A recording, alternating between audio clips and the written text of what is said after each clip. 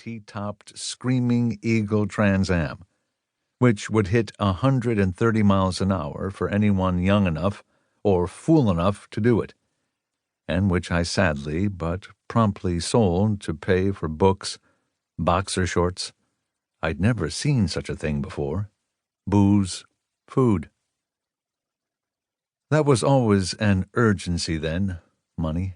I delivered the Richmond Times-Dispatch on foot, 6 a.m., 7 days a week.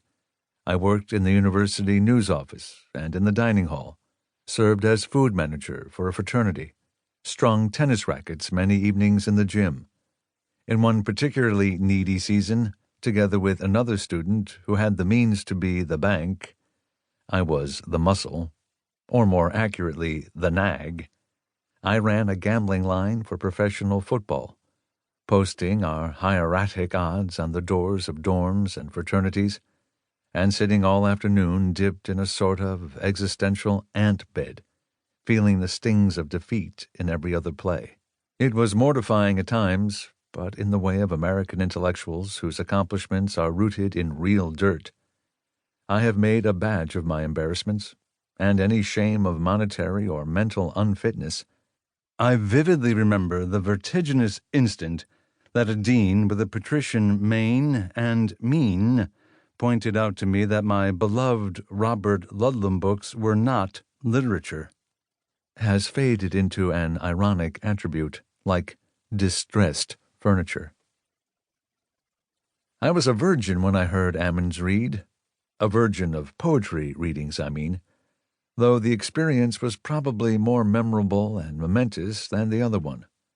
It occurred to me that Ammons might have been equally innocent and equally confused, as 10 minutes into his reading he suddenly stopped and said, "You can't possibly be enjoying this," then left the podium and sat back down in the front row. No one knew what to do. Some people protested from the pews — we were in a place that had pews — that they were in fact enjoying it, though the voices lacked conviction and he didn't budge. Finally, the chair of the English department, another Maine, another mean, cajoled the poor poet into continuing. Ammons mumbled on for another 15 minutes before the cold mortification of the modern poetry reading and the beer-lacquered bafflement of press-ganged undergraduates did him in. "Enough," he muttered finally, and thudded his colossal body down beside his wife like the death of faith itself. When I left college and set out to be a poet, I thought of nothing but writing a poem that would live forever. That's just how I phrased it. Live forever. It seemed to me the only noble ambition, and its fumes were evident in my contempt for the lesser aims I sniffed out in other writers. It was, I suppose, a transparent attempt to replace the soul with the self, for all the talk of the extinction of personality. I suspect there is no artist who does not cling to the belief that something essential of himself inheres in his art. And it was the first casualty of Christianity for me. People tend to think that Christians feel rescued from death, and perhaps some do. I don't. But first there comes the purge. Nothing survives, I suddenly realized. Dante, Virgil, even sweet Shakespeare, whose lines will last as long as there are eyes to read him, will one day find that there are no eyes to read him.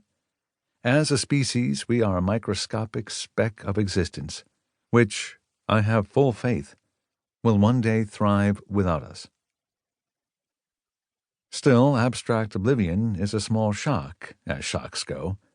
When over lunch one day my friend and then poet laureate Donald Hall turned his camel-blasted 80-year-old Yeti decrepitude to me and said as casually as he bit into his burger, "I was 38 when I realized not a word I wrote was going to last," I felt a galactic chill, as if my soul had chewed tinfoil.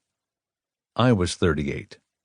It was the very inverse of a calling, an ex post facto feeling of innocence, death's echo.